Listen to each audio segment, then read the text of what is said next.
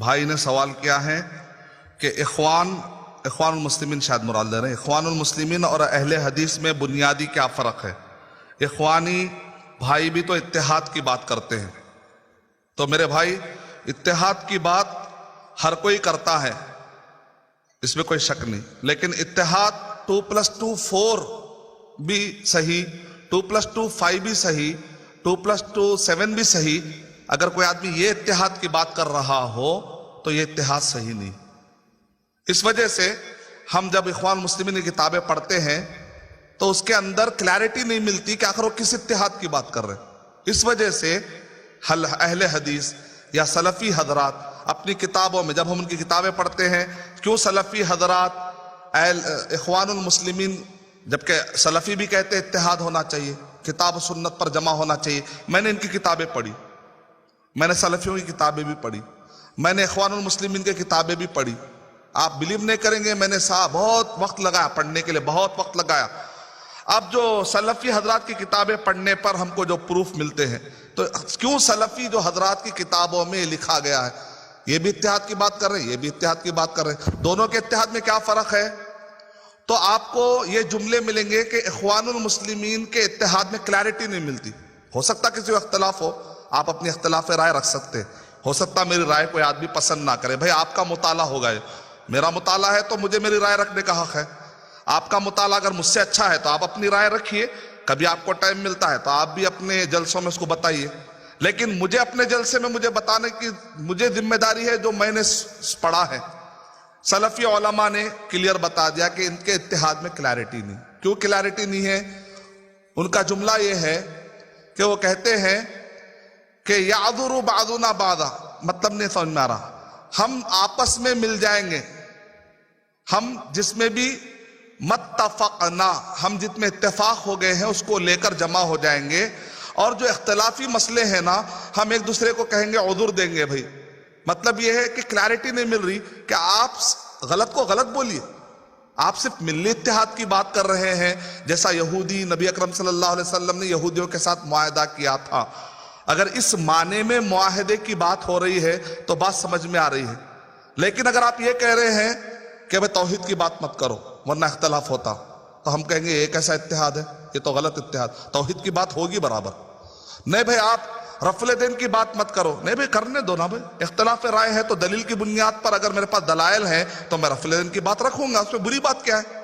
سامنے والا آدمی رفع الیدین نہیں کر رہا ہے، اس کو بھی اپنے دلائل رکھنے دو، دلائل کی بنیاد پہ بات کرو، اس میں پریشانی کی بات کیا ہے؟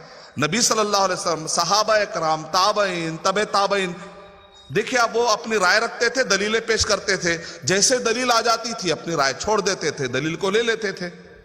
تو ایک آدمی کو اپنی رائے رکھنے کا حق ہے، لیکن اخوان المسلمین کے اتحاد میں کلیئرٹی نہیں ہوتی۔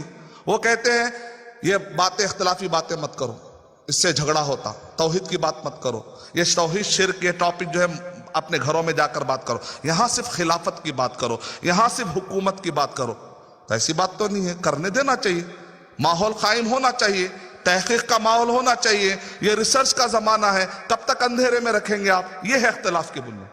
سلفی کہتے ہیں اختلاف کی بنیاد، دلائل کی بنیاد پر گفتگو ہونی چاہیے، توحید کا کھلا کھلا واضح ہونا چاہیے، توحید کیا ہے، شرک کیا ہے، وہ ٹاپک نکالا جائے گا، مسجدوں میں بھی نکالا جائے گا، ممبروں پہ بھی نکالا جائے گا، تاکہ لوگوں کو جج کرے۔ لوگوں میں اللہ نے عقل دی ہے، علم دیا ہے، شعور دیا ہے، وہ ریسرچ کریں گے، تحقیق کریں گے، مانیں گے۔ دیکھیں امام احمد بن حنبل رحمۃ اللہ علیہ کے زمانے میں اختلاف ہوا، جو بادشاہ تھے نا وہ کہتے تھے قرآن مجید مخلوق ہے۔ امام احمد بن حنبل نے کہا کچھ بھی ہو جاؤ میں نہیں ماننے والا ہوں۔ اب کوئی یہ تو نہیں کہے گا امام احمد بن حنبل تفرقہ ڈال رہے ہیں، حاکم کے خلاف بول رہے ہیں۔ حکمت کے ساتھ حاکم کے پاس بھی جا کر بات رکھ سکتے، لیکن امام احمد بن حنبل رحمۃ اللہ علیہ نے بغاوت کی؟ بغاوت نہیں کی۔ کوفہ کے لوگوں نے کہا ہم بغاوت کر دیں گے، ہم آپ کا ساتھ دیں گے۔ امام احمد بن حنبل رحمۃ اللہ علیہ نے کہا اگر تم حملہ کرو گے میرے حاکم پر، میں حاکم کی طرف سے تمہارے خلاف لڑوں گا۔ حالانکہ اختلاف ہے، حاکم سے اختلاف ہے، لیکن حاکم کے خلاف بغاوت کر کے نصیحت نہیں ہوتی، یہ ایک اور ایک اختلاف ہے۔ بغاوت کر کے نصیحت کرنے کا طریقہ سلفی طریقہ نہیں ہے، سلف کا طریقہ نہیں ہے، یہ ایک دوسرا اور ایک اختلاف ہے۔ لیکن امام احمد بن حنبل رحمۃ اللہ علیہ نے اپنی بات رکھی کہ نہیں رکھی؟ برابر رکھی۔ تو ہم کو بھی رکھنے کا حق ہونا چاہیے. اگر یہ کہا جائے کہ نہیں بھائی شرک کی باتیں بدعت کی باتیں سب نہ کی جائے ورنہ امت میں اختلاف آ جاتا ہے, تو ہم کہیں گے بھئی یہ منہج آپ کا عقلی منہج ہے, قرآن و سنت سے ثابت نہیں ہے. نبی اور صحابہ کے زمانے سے جو بھی اختلاف ہوتا تھا وہ کھل کر اظہار کرتے تھے, اپنی کتابوں میں لکھتے تھے, تو ہم بھی کھل کر برابر اختلاف ظاہر کریں گے.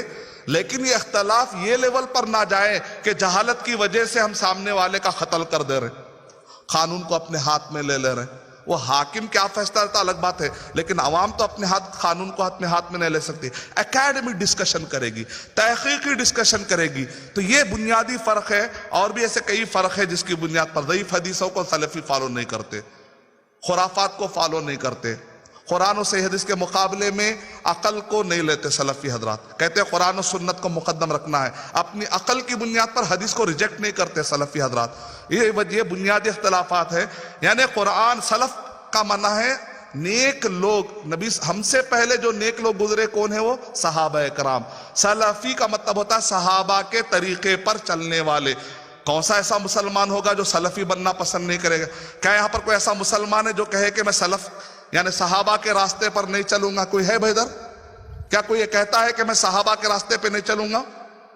ایک بھی نہیں ہے. اس کا مطلب سب سلفی ہے, سب کو فطری طور پر سب سلفی بننا چاہ رہے ہیں, لیکن ان کے دماغ میں بیٹھا سلفی مانے فرقہ, ان کے دماغ میں سلفی ایک میتھڈ ایک منہج کے معنی میں نہیں بیٹھا ہوا ہے. اس وجہ سے لوگ دور ہیں. اگر ان کو پتا چلے اچھا یہ منہج ہے, سلف کے راستے پر چلنا ہے, ہاں بھائی قرآن و حدیث کو سلف نے بہتر سمجھا, صحابہ نے بہتر سمجھا, مجھ سے بہتر صحابہ اکرام نے سمجھا ہے, کیونکہ قرآن ان پر نازل ہوا. جس وقت پر قرآن نازل ہوا تو ہم سے قریب صحابہ نے دیکھا تو اس آیت کا کانٹیکسٹ کیا ہے, اس آیت کا مطلب کیا ہے, وہ ہم سے بہتر کون سمجھ سکتے ہیں؟ صحابہ اکرام. اس کو کہتے ہیں سلفی. تو امید کہ آپ کا جواب مکمل.